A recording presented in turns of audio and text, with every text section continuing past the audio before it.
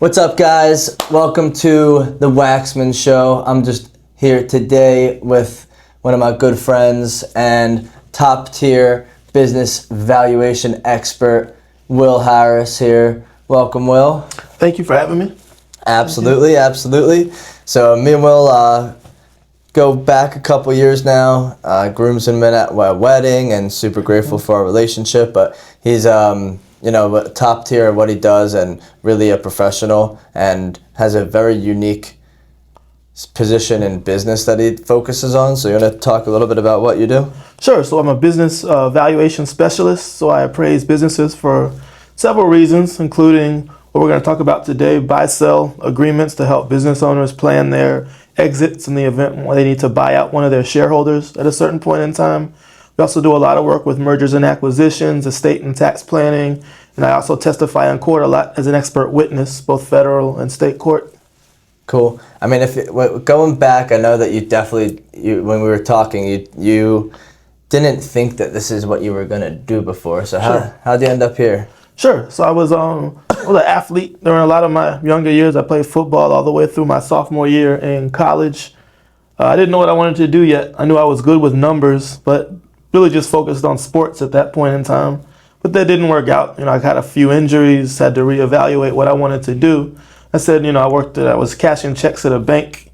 I worked at this small contractor that was contracted by the Colombian Air Force. So I had to learn Spanish to work for them.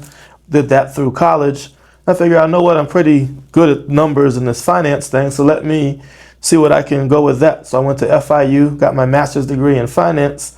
And upon graduation, I wanted to go work on Wall Street. That was kind of the thing everybody wanted to do in finance school back then. But that was in 2008. And what happened then? You had the investment banks went out. Bear Stearns went under. Merrill Lynch merged with Bank of America. Yeah. This wasn't the best time to go work on Wall Street. That's when I found the industry I'm in now. I work for a boutique firm. You see a lot of investment bankers come into our industry. A similar skill set to what they do. And I think for 18, 19 years, I just found an opportunity where it was a small enough firm with a retiring partner to put myself in a position where I could take over the firm and be my own business owner, within the next several months, actually.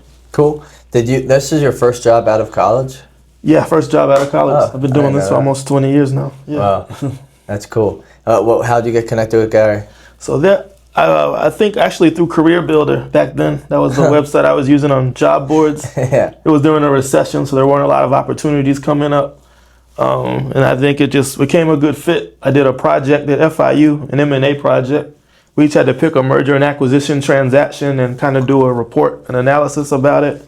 And I did the Applebee's acquisition of IHOP.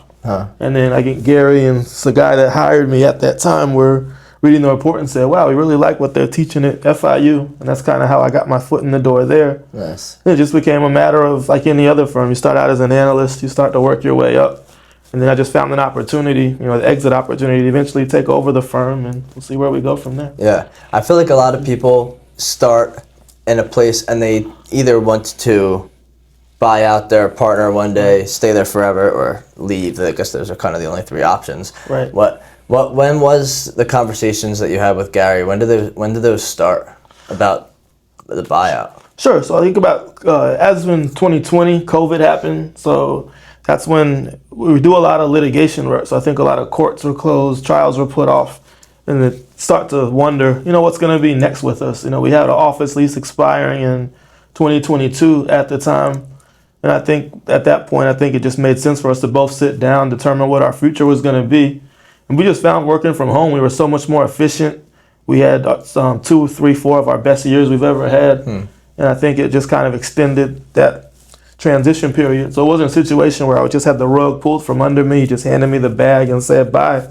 It's been a 5-year transition period where I've been face-to-face with clients, and I've been able to develop my own book of business, get involved on the marketing side, being able to actually, what I like to say, work on the business instead of working in the business. Yeah. So you kind of see that transition of doing the work to being more on the outside, doing speaking engagements, writing articles, joining these membership organizations like how we met. Yeah. I think that's kind of what my role has been more so over the last 5 years. Cool. You said something interesting.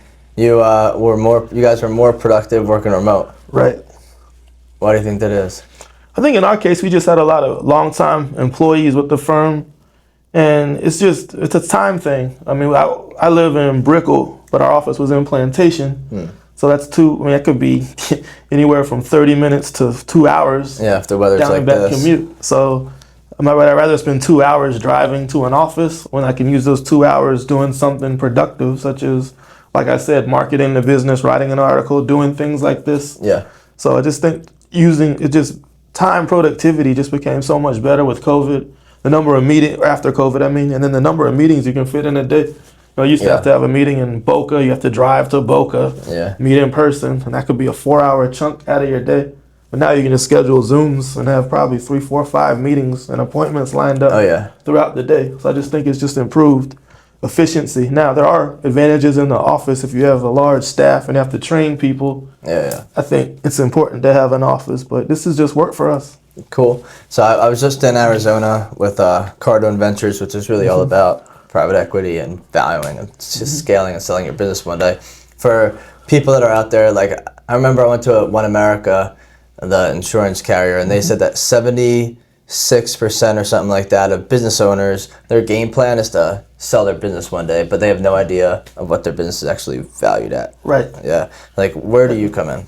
So that's interesting. I think with we found a lot of different situations. I think on the buying and selling business side, that's true. A lot of business owners don't know what their business is worth. Some don't look at their business as a vehicle that could be sold or an asset that could be sold for cash. It's kind of like they operate it as their personal piggy bank. They work in it every day. It's a 9-to-5 job for them, but they don't really run it as an asset, and where they build it, develop staff to replace them, do all the important things necessary to prepare themselves for that one day when they want to sell and achieve that maximum sales price for it.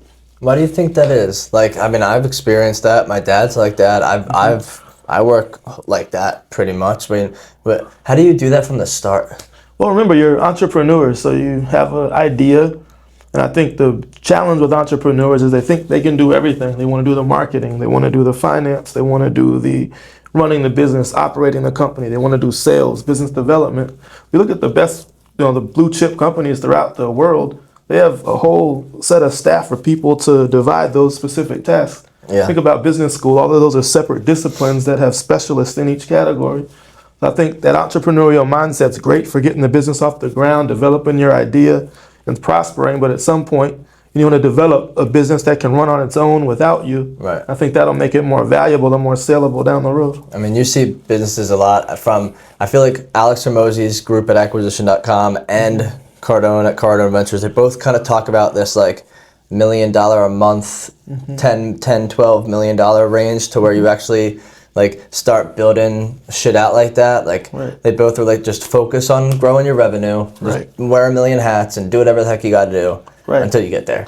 Right, Is that like a good level? Yeah. Of course it's industry, total generalization, but. Yeah, I've seen smaller companies with management teams as well, but I think that's generally a good target. I think, you're not going to look for probably an exit event as a startup within 3 years, but once you kind of get your business off the ground, then you can scale properly. You can say, now I can add these people to kind of help me with these tasks and add these people to help me with these tasks. And you just want to be able to add people and still generate that return on investment as you're doing it, and scale properly. So you can start to build towards that exit at some future date. I know, a lot of people get set up in business to sell one day. Like, what are some ways for a business owner that they can start working their business now, like from what you see, to be able to do things cleanly, to be able to have things be kosher, and to be able to do things that increase the value of the business, even if they're between like 1 and maybe that 10 or $20 million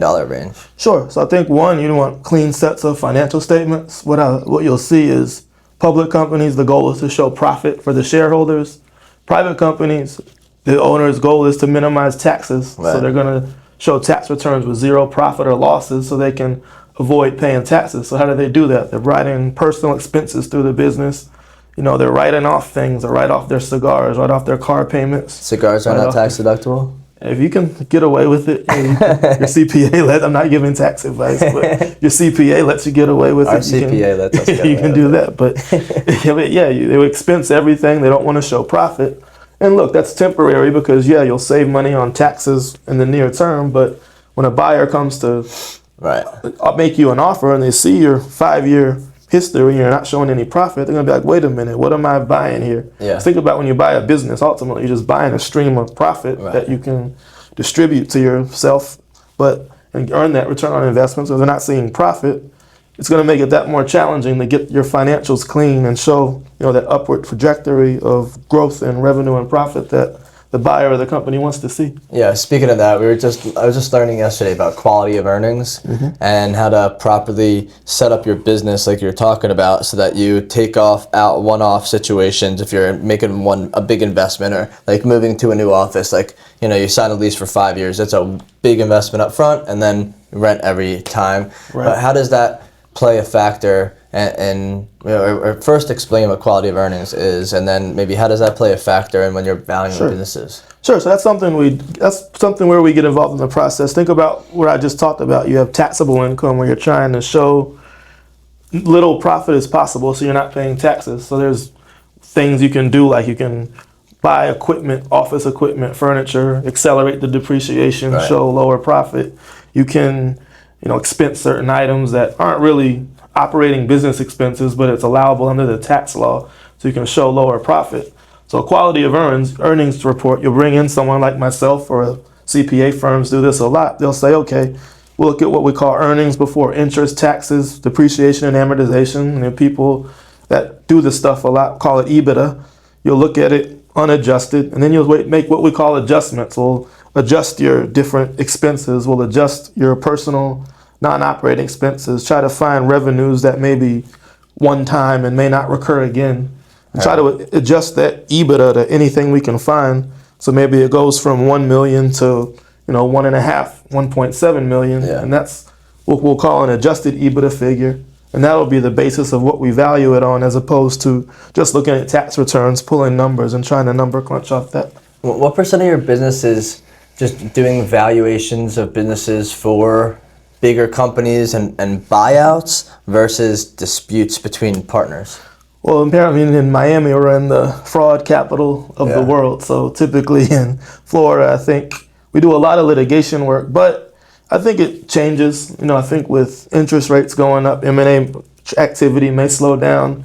So I think that part of the business is more cyclical, but everybody's always getting divorced. They need a business valuation and forensic work done. Shareholders are always fighting. A lot of times it's brothers fighting over businesses, or family businesses that are owned by the dad. Then it goes down to the next generation and the next generation, and you maybe have a brother, a sister, and a cousin, and the cousin's kind of the outcast, and they're fighting over the business at that point. So we do a lot of the resolving shareholder disputes, but the transaction work we do a lot of as well. I just think it's more volatile, whereas the litigation's more consistent. How do you avoid the disputes if you're getting started in a partnership now? Well, the first thing you want to do when you set up a business is get an operating agreement. So you want to hire a corporate attorney, put that together, make sure all the owners of the company are on the same page. And that operating agreement is going to basically govern how buyouts occur in the event the shareholders dispute. So if me and you own, and that's the thing, I'll let an attorney get into more detail on it, but if me and you are 50-50 and we disagree, how do we resolve that without going to court and litigating it? So with an operating agreement, at least we can at least have different provisions in there. One is a buy-sell agreement, possibly, where we try to resolve it through some type of formula or evaluation approach, to where if we have a certain dispute and it's not able to be resolved, I can either buy you out or vice versa at a price determined by a third party or some type of formula. Heard. And buy-sell, we were talking about this the other day. You said everybody that has partners should have a buy-sell. You should have an operating agreement, and within that agreement, you probably should have a buy-sell agreement. You just never know what's going to happen between your partner. And it may not even be a dispute. What if your partner passes away, becomes permanently sick or disabled? You don't want to be a partner with his, wife or children if, Lord forbid, your partner, he or she, passes away. And now you have people that you didn't go into business with originally. So I think it's kind of like, if business, think of growing your business as offense. Your operating agreements, your buy-sells, all these, putting your ducks in a row. You have to play defense as well to make sure things can run efficiently should those things happen. Yeah, 100%. I feel like a lot of times people come to me with business stuff and they want to write off taxes, which is why they come to me for that. And then they also sometimes confuse buy-sell agreements and key man insurance. What's the main differential? Sure. So key man insurance means if me and you go into business together, we're both key people. We have a big book of business. Let's say our book of business is $1 million each.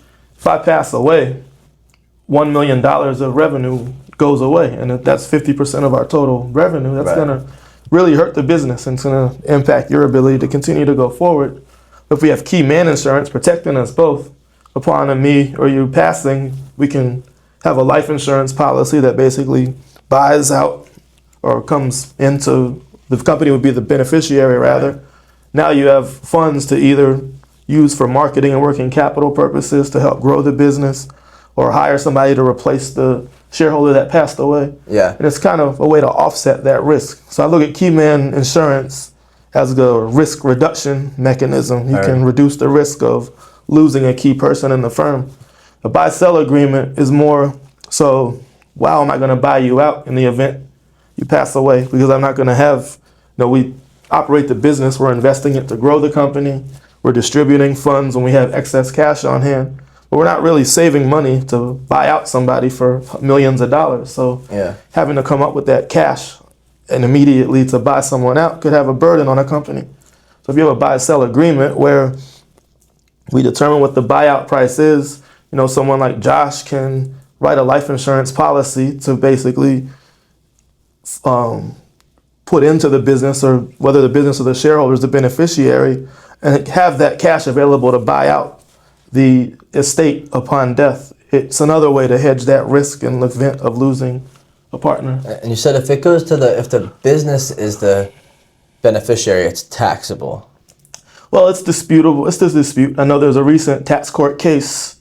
It's called Connolly versus Commissioner, where the business appraiser tried to take the position, okay, it's an estate tax valuation. So basically you're paying taxes on the value of the company. Well, the value of the company goes into the taxable estate. So obviously you want a lower value because you want to pay less taxes. Yeah. So he's saying the business appraiser basically took the position, sure, upon the death, there is a cash influx of life insurance proceeds, but there's also a liability, a repurchase liability, where you have to buy out the shareholder. So it really offsets and it's zero effect. So he didn't include the life insurance proceeds in the taxable value. But the IRS disagreed. They basically said, no. Sure, of course they disagreed. Of course they, of course. It's what they're supposed to do. They want more taxes. So they considered the life insurance to be part of the value of the company, which increased the value of the business, resulting in severe tax penalties in that case. So let's say in a buy-sell, for example, me and you are in business, but Yaritza also works in the business. My wife works in the business. You could each get a policy on me so that one of you could buy the, because if you only have a policy on me and then you want to buy her out, what if she wants to stay in the business? Does she have an opportunity to buy you out if she has one on me too? So we're talking about in the event of death? Yeah, like I die, there's a cross-purchase agreement. You guys, let's just say the business is worth $1 million or or $2 million, and I get $1 million on myself, and you each get $1 million. Then you each have the opportunity to either keep it or buy each other out. I mean, well, it'll depend there. I think with a cross-purchase agreement, the cash will come in, and then one of the shareholders would buy you out. Okay. But then we'd be the two owners in the business. Now that's where the buy-sell comes in. Are we all your shares gonna go to her? Right. Are we gonna split them in half? Or how are we gonna divide the shares? And you say that in there. Yeah, that'll. It's almost like a prenup for the business. Exactly. It's a perfect way to look at it. Okay. Cool. Right. I just had to deal with it. Yeah. Okay. Cool. I mean, and then last question really is, so somebody who's watching this, they're like, cool, got the basics, understand a little bit more about business valuations, insurance, how to protect their assets, and make sure you cover your butt in business. What are who are the key people that somebody should have in their circle to help them facilitate this if there's someone starting out in business or might be already 30 years in business but not have their professional shit together yet? Sure. Well, obviously you want an attorney to draft your operating agreement and buy-sell A provisions. commercial attorney. Commercial, I mean, a corporate attorney, Yeah. right? Corporate transactional attorney. You want a CPA probably, so you don't end up in that situation with that tax tort case where you don't understand how the taxable impact of that agreement. Do you need a CPA and a bookkeeper and a tax attorney? Well, usually a CPA firm can perform two of those three. Okay. Tax attorney, though, that may be Corporate attorneys. corporate attorney would draft the agreement. Tax Okay. attorney may play a role in some part of the business. Okay. But I think for just drafting the agreement and outlining it, you'd want a corporate attorney to Okay. do that. So we got the corporate attorney, we got the CPA. You're going to need obviously life insurance to fund the buy-sell agreement. So you want that person involved. And then as far as the valuation, it depends on how do you want the buyout clause to read in the agreement. Like, there's three ways you can do that. You can do a formula approach where you just say, hey, basically we'll do 3 times last year's EBITDA. Well, the Right. problem with that is, that roof company I valued was a roofing company in Florida. Every time there's a hurricane, what happens to roofing companies? Their EBITDA skyrockets. So our client's partner was like, okay, we're having a dispute, buy me out. So now he wants to buy. Now the formula, which you can't really have any subjectivity with, says, okay, we'll buy him out on the highest year they've ever done. Right. Even though it's basically businesses are down this year. And it happens the same that way in the litigates. opposite too, like a Right. restaurant during COVID or something. Yeah, exactly. Okay. You could have a fixed price agreement, which I don't recommend because, it's just basically say, hey, I'll buy you out for $5 million, but that's 10 no years value. from now, that number is going to be stale. Right. Or you could have someone like myself value the company on an ongoing basis just so you can keep the value of the company up to date. That'll help you with planning, and when that time comes, you'll have a current value of the company to be able to base your buyout price on. Heard. Now, that can be done a couple ways. You can do one mutual appraiser to value the company for buyout. Okay. Sometimes I've seen baseball agreements, I call them, where one side hires their guy, another side hires their guy or girl. If they're more than 10% apart and you hire a third person to come in and resolve the dispute between those two, there's a bunch of different ways you can set up the agreement. Just depends on, what makes the most sense for the company. Cool. And so if somebody's looking to connect with you, how early or when should they actually talk to you?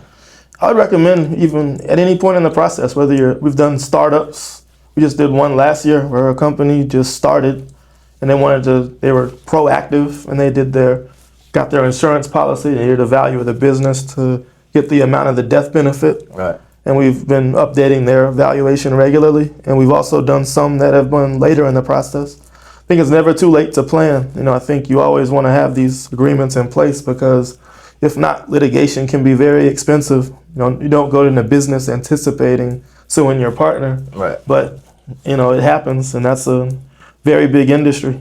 Absolutely. Cool. Where can somebody get connected with you if they're looking to, not even if you have a business partner, you got to talk to Will, where can they connect with you? Sure. You can find information from our company website at www.trugman,